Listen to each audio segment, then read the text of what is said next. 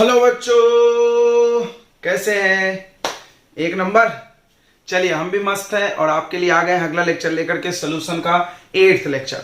Okay, इसके पहले 7 lectures आ गए हैं और 7 लेक्चर में हमने आपको पढ़ा दिया है सोल्यूशन के इंट्रोडक्शन, उसके बाद हेनरी लॉ, उसके बाद कोलिगेटिव प्रॉपर्टीज। कोलिगेटिव प्रॉपर्टी में हमने आपको पढ़ा दिया था पहला relative lowering of vapour pressure, right, और relative lowering of vapour pressure के क्वेश्चन भी करा दिए थे। और उसके बाद पढ़ाया था हमने elevation in boiling point. Lecture लंबा हो रहा था तो हमने क्या बोला कि अगले लेक्चर में इसके क्वेश्चन लेके आएंगे, ठीक है। तो एलिवेशन इन बॉइलिंग पॉइंट पे आपने पढ़ा था कि बॉइलिंग पॉइंट सोल्यूशन का बढ़ता है कब, जब उसमें सॉल्यूट डालते हैं। जी हाँ, आपने देखा होगा आपके घर में कुकिंग, मम्मी जब सब्जी बनाती है तो कोई चीज उबालना है, जैसे अंडे उबालना है, आलू उबालना है, तो उसमें थोड़ा सा पानी में नमक डाला जाता है, या चावल पकाते समय भी नमक डाला जाता है। क्यों? ताकि पानी का बॉइलिंग पॉइंट बढ़ जाए, और बॉइलिंग पॉइंट बढ़ जाएगा तो पानी इवापोरेट जल्दी नहीं होगा, इजिली कुकिंग हो जाएगा, मतलब इवापोरेट होने से पहले। क्लियर हो गया? तो कोई भी चीज उबालने के लिए हम लोग नमक का इस्तेमाल क्यों करते हैं? बिकॉज नमक डालने से पानी का बॉइलिंग पॉइंट बढ़ जाता है। Okay, get it? तो ऐसा आपने देखा होगा, ये चीजें आम बात है। ओके, तो हम लोग आगे चल बढ़ते हैं। एलिवेशन इन बॉइलिंग पॉइंट का क्या फॉर्मूला था? तो फॉर्मूला ये था, आपको याद होगा। देखो, हमने रिवाइज करा देते हैं। एक पढ़ाए थे P nought A minus P upon P nought A, यह है relative lowering of vapour pressure is equal to mole fraction of solute. याद होगा? जी सर। ये पहला relative lowering of vapour pressure RLVP। उसके बाद दूसरा कल हमने पढ़ा है डेल्टा टीबी, यानी elevation in boiling point. Elevation यानी कितना बढ़ा, कैसे पता चलेगा? बड़ा वाला माइनस कर दो, किसमें से किसको? बढ़ा है तो सोल्यूशन में से सॉल्वेंट को, right, equal to KB. KB का नाम क्या था? Molal elevation constant into M. M क्या था? Molality, moles upon weight of solvent, moles upon weight of solvent, right. इतना पढ़ लिए थे हम लोग। अब उसी पे ये क्वेश्चन दिया हुआ है, क्या? The boiling point of water 750 mm of Hg is 99 point इतना डिग्री। तो the boiling point of water, पानी का बॉइलिंग पॉइंट, यानी ये क्या है? Water 750 mm of Hg। ये क्या है 750 mm ऑफ Hg? प्रेशर। काय को दिया है? बिना मतलब के लिए। क्यों? क्योंकि टेम्परेचर के वक्त प्रेशर कांस्टेंट होता है, प्रेशर के वक्त टेम्परेचर कांस्टेंट होता है। ये ऐसे दे दिया है, याद रखना, कंफ्यूज करने के लिए। बॉइलिंग पॉइंट ऑफ वाटर इतना है। How much? तो वो हो गया boiling point of pure solvent, यानी डेल्टा टीबी नॉट। समझ रहा है ना? प्योर पानी है तो 99.63 degree Celsius. How much sucrose is added? कितना सुक्रोज डालोगे? 500 ग्राम। कितना सुक्रोज डालोगे? सुक्रोज क्या होगा? सोल्यूट है, नॉन वोलेटाइल। सुक्रोज यानी शक्कर होता। कितना शक्कर डालोगे? यानी क्या पूछा आपसे? वेट ऑफ सोल्यूट, ये क्वेश्चन मार्क है, समझ गया ना? कितना सुक्रोज यानी वेट ऑफ सोल्यूट पूछा है। 500 ग्राम वाटर यानी वेट ऑफ सॉल्वेंट दे दिया 500 ग्राम। Boil at 100 degree. कौन बॉयल एट 100 डिग्री? सोल्यूशन। और कितना डालोगे कि वो उबलेगा इस पे जाके? तो ये डेल्टा टीबी दिया है तुमको 100 डिग्री टीबी, सॉरी। आप डेल्टा टीबी निकाल लो एलिवेशन इन बॉइलिंग पॉइंट। कैसे निकलेगा? ज्यादा वाले में से कम वाला माइनस कर लो। 100 माइनस 99.63, ये कितना आ जाएगा? 0.37। तो चेंज जो होता है वो डिग्री सेल्सियस में हो चाहे केल्विन में हो, एक ही बात है, याद रखना। चेंज इन टेम्परेचर, ठीक है, याद क्या रखना, इसको समझ लो। जैसे देखो, इसमें भी 273 प्लस करोगे केल्विन हो जाएगा, इसमें भी 273 प्लस करोगे केल्विन होगा, बाद में माइनस करोगे तो कट ही जाएगा ना। जी सर। यहाँ पर हम डिग्री सेल्सियस को ऐसा लिख सकते हैं 0.37 केल्विन। याद रखना केल्विन में होना चाहिए। यार तुम्हारे पास एक तरीका है, इसको केल्विन बनाओ, इसको केल्विन बनाओ, फिर माइनस करो, इतना चाहेगा यार, क्यों मूर्ख बन रहे हो? चेंज में कोई प्रॉब्लम नहीं, याद रखना, बट ये केल्विन में चाहिए, क्योंकि केबी का यूनिट देखो 0.52 केल्विन केजी पर मोल, केल्विन में है तो ये भी केल्विन में होना चाहिए। अब फॉर्मूला लगा देंगे डेल्टा टीबी इक्वल टू, बड़ा वाला फॉर्मूला लगाओ, मोल को तोड़ के क्या लिखेंगे? वेट ऑफ सोल्यूट इंटू 1000, क्योंकि ग्राम में ही रहता अक्सर, upon molecular weight of solute into weight of solvent, right. ये मोलालिटी। और केबी छूट गया, देखना, केबी छूटना नहीं चाहिए बच्चों, मार्क छूट जाएगा। तो अब चलो, एक चीज नहीं पता हमको, molecular weight of solute. Sucrose का फॉर्मूला होता है C12H22O11। याद होगा आपको? नहीं याद है तो बहुत दुख की बात है, बचपन से सुन रहे हो। अब इसका मॉलिक्यूलर वेट देखो, 12 इंटू 12, कार्बन का 12 होता है, प्लस 22 इंटू 1 यानी 21, 11 इंटू 16, इसको सॉल्व करो 144 प्लस 22 प्लस कितना हो जाएगा 671, ये आएगा 342, कितना आएगा 342। ओके चलो तो सब वैल्यू डाल दो, ये आ गया 0.37 केल्विन। ये केबी कितना है, वाटर के लिए फिक्स होता है याद रखना 0.52, हमने बोला था केबी सॉल्वेंट पे डिपेंड करता है सोल्यूट पे नहीं। Wait of solute, wait of solute कितना है पता नहीं, पता करना है, into 1000 upon molecular weight of solute 342 into wait of solvent 500, ये 500 से गया 2, ये 2 से गया 2 1 जा 2 7 जा 14 2 1 जा, इसको इधर ला लो, ये आएगा 0.37 into 171 divided by 0.52 equal to weight of solute. यहां 2 डेसिमल, यहां 2 डेसिमल कट जाएगा, इसको सॉल्व कर लो, यह जाएगा आपको 121.67 ग्राम वेट ऑफ सोल्यूट। तो कुछ नहीं जान नहीं होता ऐसे क्वेश्चन में, इजी दिए जाते हैं ये क्वेश्चन जानबूझ के, क्योंकि इसमें डिफिकल्टी रखा ही नहीं जाता है। तो चलो अगला हम लोग टॉपिक अप कर रहे हैं, एलिवेशन इन बॉइलिंग पॉइंट के ज्यादा क्वेश्चन नहीं है, डिप्रेशन इन फ्रीजिंग पॉइंट। तो डिप्रेशन इन फ्रीजिंग पॉइंट आपको नाम से समझ में आ रहा होगा, डिप्रेशन यानी क्या होता है, कमी, डिप्रेशन यानी कमी, फ्रीजिंग पॉइंट में कमी। तो तुम इसको दिमाग में भी फील करना यार। देखो आपने देखा होगा कि वो बर्फ बनाने वाला, कुल्फी बनाने वाला बर्फ के बड़े बड़े टुकड़े डालता है कुल्फी जमाने के लिए साइड साइड में, और उसमें नमक डालता है, यस क्यों, ताकि उसका बर्फ पिघले और पिघल के उसके कंटेनर को ठंडा करे। समझ में आया। एक चीज और आपने देखा होगा कि बड़े बड़े जो जगह होते हैं जहां पे रोडों पे बर्फ जम जाती है, या तो लोग क्या करते हैं रोड पे ऐसे नमक छिड़क देते हैं, तो बर्फ ऑटोमेटिक पिघल जाएगा। क्यों, क्योंकि ये सारी बातें करने से आपने जब उसमें नमक डाला, नमक एक नॉन वोलाटाइल सोल्यूट है, वो पानी का फ्रीजिंग पॉइंट घटा देगा। फ्रीजिंग पॉइंट घटा देगा मतलब पहले 0 पे फ्रीज होता था पानी, अब -1 हो गया, और वहां का टेम्परेचर 0 है। -1 पे फ्रीज होने वाली चीज 0 पे क्या होगी, लिक्विड, तो पानी बन के निकल जाएगा, तो फ्रीजिंग पॉइंट घट जाता है। तो अगला कोलिगेटिव प्रॉपर्टी यही है अपना, डिप्रेशन इन फ्रीजिंग पॉइंट। अब यहां पर भी फ्रीजिंग पॉइंट का एक नया डेफिनेशन आएगा। देखो फ्रीजिंग पॉइंट, बॉइलिंग पॉइंट का आप एक डेफिनेशन 11th में पढ़े हो क्या, जब 2 स्टेट इक्विलिब्रियम में हो, राइट। बॉइलिंग के लिए लिक्विड और गैस इक्विलिब्रियम में हो, फ्रीजिंग के लिए सॉलिड लिक्विड, ये भी बात सही है। और यहां पे हम लोग सारा डेफिनेशन को वेपर प्रेशर में ले जा रहे हैं, क्यों, क्योंकि सारी कहानी वेपर प्रेशर से जुड़ी है। याद रखना वेपर प्रेशर क्या होता है, कम होता है। चलो इतनी बातें समझ गया। तो what is freezing point, what is freezing point, freezing point का क्या होता है। तो फ्रीजिंग पॉइंट होता है द टेम्परेचर एट विच, ध्यान से समझेंगे हम, सारी चीजें समझा देंगे। द टेम्परेचर एट विच, ऐसा टेम्परेचर जिस पर the vapour pressure of solid and liquid become same. याद रखो जिसपे सॉलिड और लिक्विड का वेपर प्रेशर सेम हो जाए इज कॉल्ड फ्रीजिंग पॉइंट। अब इसको समझते हैं हम लोग थोड़ा ग्राफ से। तो फिर हम ग्राफ बनाएंगे वेपर प्रेशर और किसके बीच, टेम्परेचर। इधर ले रहे हैं हम वेपर प्रेशर और इधर ले रहे हैं हम क्या, टेम्परेचर। टेम्परेचर कहां में लिया जाता है, केल्विन में, सबको पता है। अब हम इसमें ध्यान से सुनेंगे, एक लाइन बना दे रहे हैं सॉल्वेंट का। ये सॉल्वेंट के वेपर प्रेशर का ग्राफ है। अभी हमने थोड़ा देर पहले इसके पिछले वाले में बनाया था। सॉल्यूशन का वेपर प्रेशर का ग्राफ इसके नीचे आएगा, क्योंकि सॉल्यूशन का वेपर प्रेशर कम होता है। किससे, किससे कम होता है बच्चों, किससे कम होता है, तो वो कम होता है आपको सॉल्वेंट से। सॉल्वेंट में जब सोल्यूट डालते हैं तो वेपर प्रेशर घट जाता है। क्यों घट जाता है, सरफेस एरिया कम होने से। अब हम बनाने वाले हैं सॉलिड का। देखो जब कोई चीज जमेगा तो सॉलिड हो जाएगा, और सॉलिड का वेपर प्रेशर, ध्यान समझना, सॉलिड का वेपर प्रेशर का ग्राफ ऐसा नहीं होता है, ये ऐसा होता है,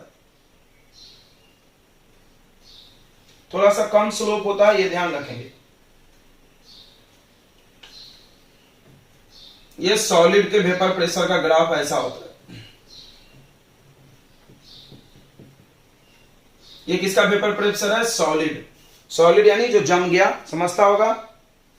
चलो अब देखो, अब ध्यान से देखो, यह है सॉल्वेंट के वेपर प्रेशर का ग्राफ और यह है सॉलिड का, मतलब प्योर सॉल्वेंट। प्योर सॉल्वेंट और सॉलिड का वेपर प्रेशर इक्वल हो रहा है यहां पे।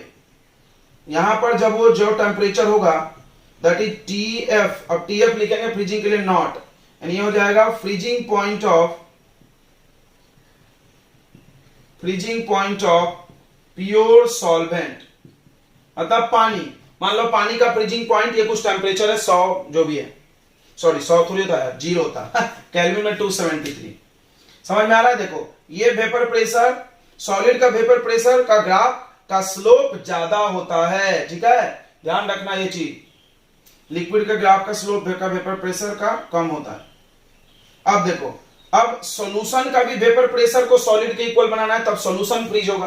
ध्यान समझ में आ रहा है? क्या बोला, ऐसा टेम्परेचर देखो जहां पे सॉलिड का और लिक्विड का वेपर प्रेशर सेम हो। सॉल्वेंट लिक्विड है, ये सॉलिड सेम हुआ, यहां पे दोनों टकरा गया, सेम हो गया। देखो वेपर प्रेशर, यहां पे कुछ वैल्यू होगा।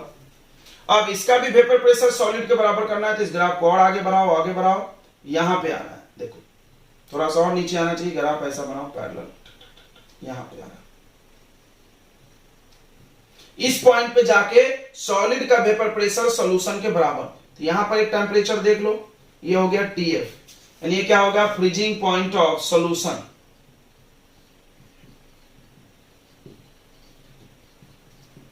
क्या दिख रहा है तुमको कि सॉल्यूशन का फ्रीजिंग पॉइंट कम हो गया, किससे, सॉल्वेंट से। यस, तो इसको नोट कर लेते हैं। क्या, when we add non-volatile solute in pure solvent या in any solvent, then its freezing point decreases। अब कोई पूछ दिया का है, सारा कारण वेपर प्रेशर का है, तो क्या होगा भाई, ध्यान से समझना, सॉलिड का वेपर प्रेशर का स्लोप थोड़ा अलग है। अब क्या हुआ, वेपर प्रेशर देखो, सॉल्यूशन जब बना तो वेपर प्रेशर घट गया, तो सॉलिड का वेपर प्रेशर यहां है, वेपर प्रेशर ये घट गया, तो ये कम टेम्परेचर पे ही इसके इक्वल हो जाएगा, राइट। और इस कौन, सॉल्यूशन, और इसको ज्यादा टेम्परेचर लगेगा, बिकॉज लिख लो, because vapour pressure of solution is less than vapour pressure of solvent. समझ गया? सॉल्यूशन का वेपर प्रेशर देखो, ये सॉलिड का वेपर प्रेशर, इस हाथ को ध्यान से देखो, ये सॉल्वेंट का है और ये सॉल्यूशन का। अब क्या करना है भाई, अब इन दोनों को इसके बराबर करना है, इन टेम्परेचर कम करना है, तो कौन जल्दी इक्वल हो जाएगा, कौन जल्दी हो जाएगा, सॉल्यूशन। क्यों सर, क्योंकि इसको तो कम नीचे जाना है, एंड ठंडा करो जल्दी हो जाएगा। ओके चलो ध्यान से समझते, आगे बढ़ते हैं। अब हम लोग बात करते हैं what is depression in freezing point. तो क्या बोलेंगे, the decrease in freezing point of pure solvent when non-volatile solute is added to it is called depression in freezing point। सही है, बिल्कुल, यानी ये डेल्टा टीएफ से इसका सिंबल होगा, अच्छे से लिख देते हैं। तो डिप्रेशन यानी डिक्रीज यानी change, depression in freezing point का सिंबल होगा डेल्टा फॉर चेंज के लिए वर्ड होता है, चेंज यानी इंक्रीज डिक्रीज दोनों होता है, टी फॉर टेम्परेचर है और एफ फॉर फ्रीजिंग। तो अब बताओ फ्रीजिंग पॉइंट ऑफ, पहली चीज ये समझना जरूरी है, यह है सॉल्यूशन का और यह है सॉल्वेंट का, नॉट लगाए तो कौन ज्यादा, फ्रीजिंग पॉइंट घटा मतलब सॉल्यूशन का कम, क्योंकि पहले ज्यादा होगा। तो डेल्टा टीएफ कैसे निकलेगा, बस यही चीज अलग है पिछले वाले से, बाकी सेम आएगा पूरा। बी में था ये ज्यादा, एफ में है ये ज्यादा, तो ज्यादा में से कम माइनस कर लो, टीएफ नॉट माइनस टीएफ, याद रखो। इससे भी डेफिनेशन लिख सकते हो डिप्रेशन इन फ्रीजिंग पॉइंट का, क्या, the difference of freezing point of solvent and solution is called depression in freezing point. पूरी बातें समझ गई? सीबीएसई वाले ध्यान देंगे, ग्राफ आपके पेपर में बहुत बार आता है, वो पूछ लेता है ये क्या है वो क्या है, ऐसा कुछ। चलिए तो आगे बढ़ते हैं हम लोग। अब उसके बाद सेम टू सेम आपको पिछले जैसा लगेगा, अगर आप एलिवेशन इन बॉइलिंग पॉइंट पढ़ के आए हैं तो एकदम सेम लगने वाला है बच्चों, एकदम सेम। अब क्या देखा गया वैसा एक्सपेरिमेंटली ऐसा देखा गया कि डेल्टा टीएफ यानी depression in freezing point is also directly proportional to molar concentration यानी मोलालिटी। फिर यहां पे कांस्टेंट लगेगा, वहां पे लगा था केबी, तो यहां पे क्या लगेगा ऑब्वियसली केएफ। तो केएफ का नाम होगा, तो हमने बोला था इसका नाम और इसका नाम मिला के बनाना, तो इसका नाम क्या होगा मोलर। यहां पे एलिवेशन के जगह डिप्रेशन है तो मोलर डिप्रेशन कांस्टेंट। उसका एक और नाम था इब्लोस्कोपिक कांस्टेंट, इसको बोलते हैं क्रिप्टोस्कोपिक कांस्टेंट। क्या बोलते हैं इसको? क्रिप्टोस्कोपिक कांस्टेंट। ध्यान देंगे, स्पेलिंग देख के लिख दे रहे हैं हम।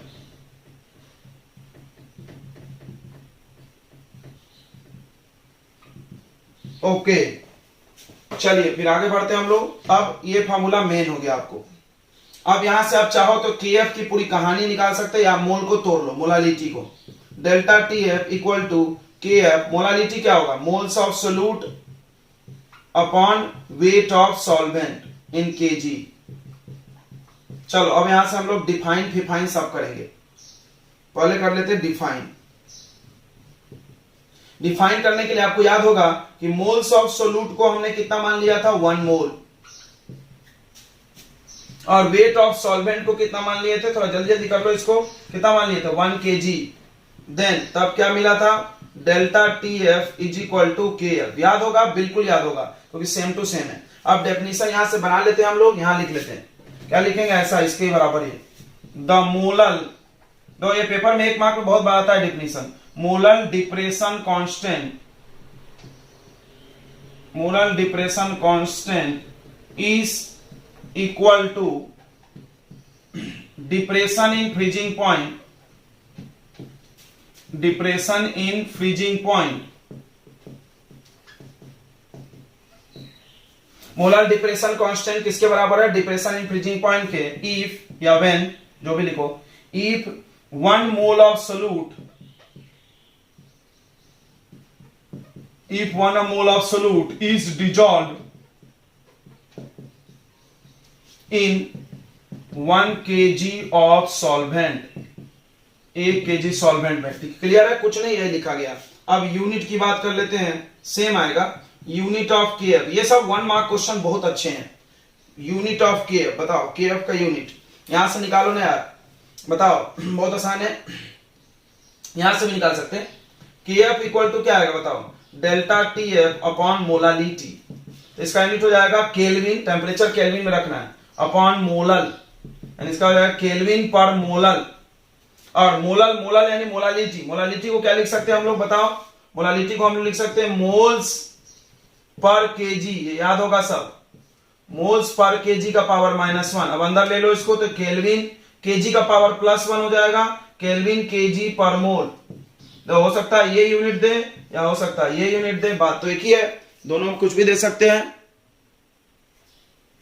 ये थोड़ा सा कट रहा है, बार बार जाके देखना पड़ता है बच्चों आपके लिए। तो यूनिट ऑफ केएफ क्या हो जाएगा? ये पावर अंदर आएगा तो ये प्लस हो जाएगा, केल्विन केजी का पावर +1 और मोल का पावर -1, ये भी यूनिट हो सकता है। जी हाँ, डेफिनेशन हो गया केएफ का। फिर हम बोलेंगे केएफ डिपेंड करता है नेचर ऑफ सॉल्वेंट पे, यानी पानी का केएफ अलग है, बेंजीन का केएफ अलग है, लेकिन पानी में तुम नमक डालो, शक्कर डालो, केएफ सेम ही रहेगा। तो तुम याद कर सकते हो केएफ ऑफ वाटर 1.86। देखो केबी ऑफ वाटर याद किए थे 0.52 केल्विन केजी पर मोल वाटर के लिए, बस हम वाटर बता रहे हैं क्योंकि ज्यादा यूज होता है, और ये 1.86। अगर नहीं भी दिया है तो तुम यूज कर लो, ये फिक्स है। तो डिप्रेशन इन फ्रीजिंग पॉइंट आ गया होगा, इतना नोट कर लिया आपने। चलिए फिर आगे बढ़ते हैं। अब इसमें आएगा वही मॉलिक्यूलर मास का डेरिवेशन, बॉइलिंग पॉइंट में किया था हमने, हाँ किए थे। फिर इसके न्यूमेरिकल करेंगे हम लोग, फिर ऑस्मोटिक प्रेशर है। तो इसका देखो डिटर्मिनेशन ऑफ, ये हो सकता है पेपर में सेपरेट पूछ ले कभी कभी 2 मार्क में। Determination of molar mass of solute, molar mass या weight of solute by using depression in freezing point। ठीक है, तो यहां से चालू करना, delta TF equal to KF into M. बिल्कुल, ये दोनों लाइन तो सेम ही है। उसके बाद delta T F equal to K F into, इसको लिख दो मोल्स ऑफ सोल्यूट, सोल्यूट क्या लिखेंगे B upon weight of solvent, solvent को ए इंटू 1000, 1000 क्यों ग्राम में होता है generally. Delta T F equal to K F, mole को तोड़ दो, weight of solute upon molecular weight of solute into W A into 1000, कुछ भी नहीं चेंज होगा, बस ये एफ हो गया। इसको इधर ला लो, काम खत्म, बस ये दिखावा है।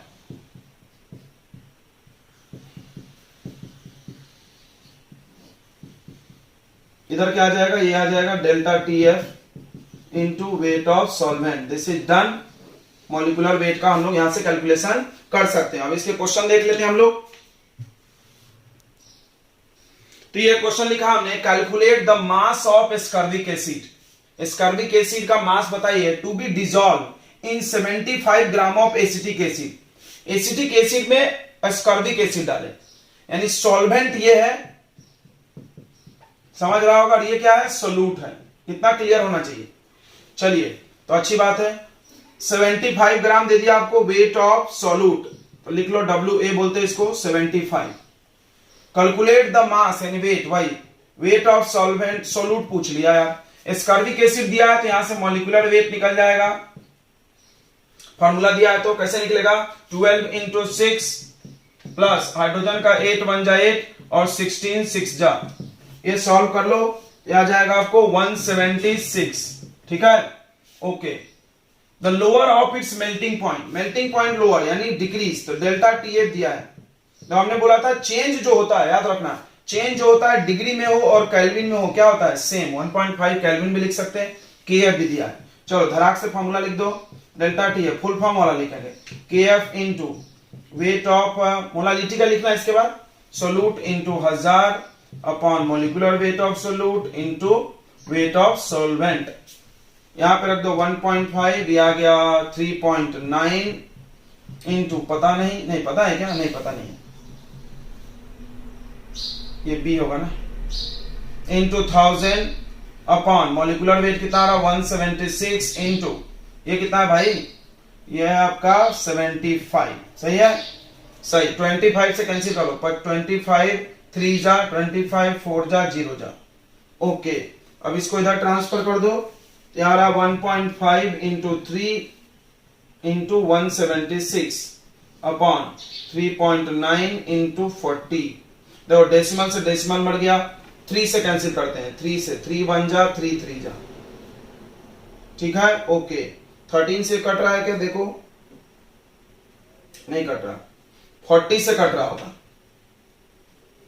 4 10 जा 4 4 जा 16, राइट 4 4 जा 16 4 4 जा, फिर 5 से कट रहा है, 5 2 जा 5 3 जा, सही है, हाँ 2 से काट लो इसको 22, यानी 22 यहां से निकल रहा है वेट ऑफ सोल्यूट, 22 इंटू 3 कितना आएगा 66 अपॉन 30, 66 अपॉन 13 आएगा, इसको आप डेसिमल में बदलना जानते होंगे, ये आ रहा है 5 पॉइंट, कितना आंसर आ रहा है 5.07 ग्राम, दिस इज योर आंसर। चलो फिर अगला क्वेश्चन करते हैं। आपको पता होगा जितने भी क्वेश्चन हम कराते हैं सारे एनसीईआरटी के या तो अंदर के क्वेश्चन है या पीछे एक्सरसाइज के, जबरदस्त क्वेश्चन होते हैं। एनसीईआरटी अगर तुमने बना लिया दूसरी बुक बनाने में ज्यादा मेहनत नहीं होने वाला, क्योंकि पूरा प्लेटफॉर्म क्रिएट कर देगा। ये क्वेश्चन देखो, बच्चे इसको भारी बोलते हैं, एनसीईआरटी का क्वेश्चन है अच्छा सा, क्यों भारी बोलते हैं, इन्होंने 2 क्वेश्चन को जोड़ दिया, ये चीज ऑब्जर्व करना। एनसीईआरटी के बहुत सारे क्वेश्चन जो एक्सरसाइज में दिए हैं उन्होंने 2 कॉन्सेप्ट को जोड़ दिया, मतलब 2 इक्वेशन बनाओ, यहां से कुछ निकालो दूसरे में डालो, थोड़ा सा समझ में आएगा। देखो क्या बोल रहा है, 5% solution of cane sugar, sugar का सोल्यूशन पानी में, पानी सॉल्वेंट है और ये सोल्यूट है। 5% का मतलब समझ गया होगा, 5% को तोड़ना जानते हो तुम, क्या जानते हो बताओ, कि इसमें जो वेट ऑफ शुगर निकलेगा वो निकलेगा 5 ग्राम यानी सोल्यूट, और वेट ऑफ सोल्यूशन, ध्यान देना है तो बच्चे सॉल्वेंट लिख के निकल लेते हैं, गलत हो जाएगा, सोल्यूशन होगा 100 ग्राम। हमको सोल्यूशन से मतलब नहीं, हमको वेट ऑफ सॉल्वेंट चाहिए वाटर, तो क्या कर देंगे माइनस कर देंगे, हम बताए थे बार बार 95 ग्राम। शुगर का मॉलिक्यूलर वेट याद कर जाओ, बार बार मिल रहा है, शुगर अभी बताए थे C12H22O11 कितना आया था 342, चलेगा डायरेक्ट, चलेगा सर। मॉलिक्यूलर वेट ऑफ क्या नाम है, सॉल्वेंट, सॉल्वेंट का वाटर है तो 18। चलो 271 क्या बोल रहा है, ध्यान सुनो। फ्रीजिंग पॉइंट, एक second, 5% glucose solution in water has freezing point, यानी फ्रीजिंग पॉइंट दिया हुआ है किसका, 271, किसका दिया फ्रीजिंग पॉइंट भाई, इस सोल्यूशन का, यानी TF दिया है, फ्रीजिंग पॉइंट ऑफ सोल्यूशन। और calculate the freezing point of 5% glucose, glucose को पानी में डाले तो कितना फ्रीजिंग पॉइंट होगा, तो यहां से क्या निकलेगा, तो यहां से निकलेगा KF, क्योंकि पानी में डाले हैं तो दोनों में पानी कॉमन है, तो पानी के लिए KF सेम रहता है। तुम चाहो तो डायरेक्ट भी डाल सकते हो, पानी का KF 1.86 फटाक से बन जाएगा, 2 लाइन, लेकिन नहीं कर सकते, क्वेश्चन लिखा तो बना के देखना पड़ेगा। तो if freezing point of pure solvent, देखो प्योर सॉल्वेंट का दिया है, नहीं भी दिया रहेगा तुम याद कर लो इसको, पानी का फ्रीजिंग पॉइंट 100 0, तो 0 को 273 मत लिखना, एग्जैक्ट ये होता है 273.15 केल्विन। तो बताओ डेल्टा TF चाहिए तुमको, कर लो, बड़ा में से छोटा माइनस, याद भी होगा, ऐसे माइनस कर लेंगे, इसमें से इसको माइनस कर लो, बताओ कितना आएगा, दिख रहा है ये 2 ज्यादा है और 0.15, 2.15 केल्विन आएगा। ठीक है, अब फार्मूला लगा दो भड़ाक से, क्या फार्मूला है, डेल्टा TF इक्वल टू, अरे यार KF छूट जाता है बहुत बार, KF into weight of solute into 1000, ध्यान देना, इंटू क्या नाम है इसका, molecular weight of solute into weight of solvent. कुछ करना नहीं है, ध्यान से देखो, बस वैल्यू डालना है। डेल्टा TF को बताओ 2.15, KF पता नहीं, निकालना है, यही तो निकलेगा। वेट ऑफ सोल्यूट कितना, वेट ऑफ सोल्यूट 5 इंटू 1000, नीचे मॉलिक्यूलर वेट 342 इंटू ये कितना है भाई 95। कुछ मत करो, पता है कुछ मत करो, बस इसको इधर ट्रांसफर करके KF लिख लो, सब कट जाएगा। क्यों बोल रहा हूं सर ऐसा, क्योंकि 5% अगला भी है, देखो ये भी 5%, ये भी 5%, सब कट जाएगा, यही सब आएगा, ये इधर आ जाएगा upon 5 into 1000 equal to KF, just leave it. तो अभी हमने क्या किया, 5% केन शुगर का कॉन्सेप्ट निकाल के KF निकाले। क्यों KF ही निकाले, क्योंकि KF कांस्टेंट है, क्योंकि दोनों में सॉल्वेंट पानी है, सॉल्वेंट के लिए KF बदलता है। चलो अब दूसरा पार्ट, सेकंड पार्ट करते हैं, सेकंड केस इस क्वेश्चन का। सेकंड केस में क्या बोला, calculate the freezing point of 5% glucose in water, यानी तुमको पूछा है calculate the TF freezing point of solution, याद रखना पूछा है, डेल्टा TF मत निकाल छोड़ देना। 5% ग्लूकोज, थोड़ा डायरेक्ट चलेगा जी, 5% ग्लूकोज मतलब वेट ऑफ ग्लूकोज कितना होगा बताओ, 5 ग्राम, और वेट ऑफ वाटर डायरेक्ट बता सकते हो 95, क्योंकि सॉल्यूशन होगा, समझ गया होगा। ग्लूकोज का फॉर्मूला C6H12O6, मॉलिक्यूलर वेट बताओ ढारक से, 6 इंटू 12 प्लस 12 प्लस 6 इंटू 16, ये आएगा 180, मॉलिक्यूलर वेट ऑफ सोल्यूट आएगा 180, याद हो जाना चाहिए, जैसे मेरे को याद हो गया, ये 18 वाटर का, सही है। चलो फिर से डेल्टा TF का फॉर्मूला धर से लगा दो, डेल्टा TF इक्वल टू क्या होगा, KF into weight of solute into 1000 upon molecular weight of solute into weight of solvent. बोलते बोलते तो बच्चे बोलते हैं सर रटा देते आप, KF का वैल्यू धड़ाक से उठाकर पटक दो, बस 2.15 इंटू 342 इंटू 95 अपॉन 5 इंटू 1000, बस ये KF है। क्या बात कर रहे हैं, सब कट जाएगा यार, टेंशन मत लो।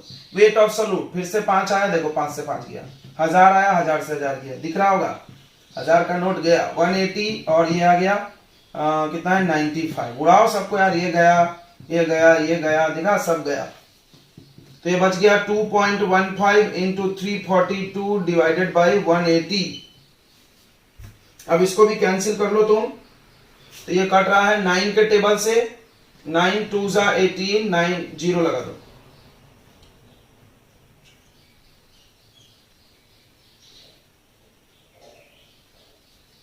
तो ये 9 3 जा 24, और उसके बाद 9 8 जा 72, सही है। इसको आप मल्टीप्लाई कर लेना, फिर ये कट रहा है आपको 10 और ये कट रहा है 19, सही है। तो ये 19 इंटू आ गया 2.15, इसको इंटू कर लेना, ये आ जाएगा आपको 4.085 delta TF। We don't want delta TF, हमको तो TF चाहिए। तो डेल्टा TF का फॉर्मूला क्या होता है बताओ, डिप्रेशन इन फ्रीजिंग पॉइंट कैसे निकलेगा, घटा है तो बड़ा वाला में से छोटा वाला माइनस। ये कितना आ रहा है बताओ, ये आ रहा है 4.085। ये प्योर का है, प्योर का कितना है भाई, कहां है खोजो, वाटर का 273.15। ये चाहिए, इसको इधर लाओ, इसको इधर ले जाओ, यानी TF चाहिए तो 273.15 माइनस 4.085 और ये माइनस कर लेना, 4 कम हो जाएगा तो आ जाएगा आपको 269.06 केल्विन। देखो घट गया फ्रीजिंग पॉइंट, दिखा पानी जमता था 273 पे, ये आ गया 269 पे, कम हो गया, कितना कम हो गया, 4 डिग्री कम हो गया। ओ गॉड। तो इस कॉन्सेप्ट का इस्तेमाल सुन लो, एप्लीकेशन ओरल सुन लो, कभी कभी 1 मार्क में पूछता है, कभी कभी 1 मार्क में पूछता है। एक नाम है एंटी फ्रीज। देखो application of depression in freezing point, चाहो तो हेडिंग लगा सकते हो, application of depression in freezing point, चाहो तो हेडिंग लगा सकते हो, application of depression in freezing point. तो application of elevation in boiling point बताए थे कि we add salt before boiling any object because adding of salt in water increase its boiling point, right. या we add salt before cooking या in cooking because salt पर डालने से cooking easy हो जाएगा। ओके ओके, ये सब application है, आप नोट कर लेना। इसका एप्लीकेशन है एंटी फ्रीज मिक्सचर। देखो ध्यान से सुनना, जो कार होता है उसके रेडिएटर में, आपने देखा होगा रेडिएटर, कार गर्म होती है उसमें वाटर डाला जाता है। जी हाँ, आपके इलाके में लोकेलिटी में पानी डाल देते हो, काम हो जाता है, ठंडा हो गया गाड़ी। क्यों, वो पानी इंजन के अंदर जाता है, उसके हीट को बाहर लाता है और ठंडा करता है। लेकिन अगर कोल्ड कंट्रीज है, कोल्ड कंट्री का टेम्परेचर 0 डिग्री होता है, अगर कार के रेडिएटर में से पानी जामा, पानी जम जाएगा। अब कार के रेडिएटर के अंदर जो पानी जम गया है उसको कैसे पिघलाओगे, तो इंजन सीज कर देगा, इंजन खराब कर देगा। तो क्या चाहेगा कि मेरे कार के अंदर जो रेडिएटर में पानी डाला उसका फ्रीजिंग पॉइंट कम हो, तो वो ऐड करता है इथिलीन ग्लाइकॉल।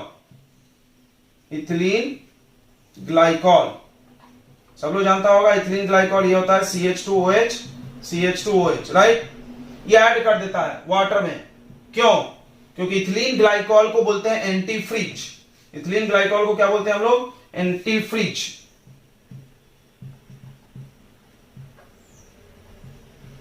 एंटी फ्रीज बना देगा, मतलब अब पानी का बॉइलिंग फ्रीजिंग पॉइंट घट गया, -2 -3 हो गया और वहां का टेम्परेचर 0 है तो जमेगा नहीं। क्लियर हो गया। तो in the radiator of car in cold countries they mix ethylene glycol in water because it decreases the freezing point of water, so it is called anti-freeze mixture. Okay. उसके बाद हमने बताया था सॉल्ट ऐड करने से cold countries में अगर रास्ते पे बहुत सारा सॉल्ट ये जमा हो गया है, बर्फ की मोटी सिल्ली, तो आप गाड़ी लेके नहीं जा सकते। क्यों, क्योंकि आपको पता होगा कि आइस का फ्रिक्शन 0 होता है, आपकी गाड़ी स्लिप कर जाएगी, आप खुद भी नहीं जा सकते पैदल, गिर जाओगे तो बस मुंह हाथ फूट जाएगा। तो क्या करेंगे, उसमें नमक डाल दो और वेट फॉर सम टाइम, तो वो मेल्ट होकर पिघल के चला जाएगा। क्यों, क्योंकि पानी का फ्रीजिंग पॉइंट घट गया। तो ये खत्म होता है। इसके बाद पढ़ना हम लोग को ऑस्मोटिक प्रेशर। ऑस्मोटिक प्रेशर आपने सुना होगा बचपन में,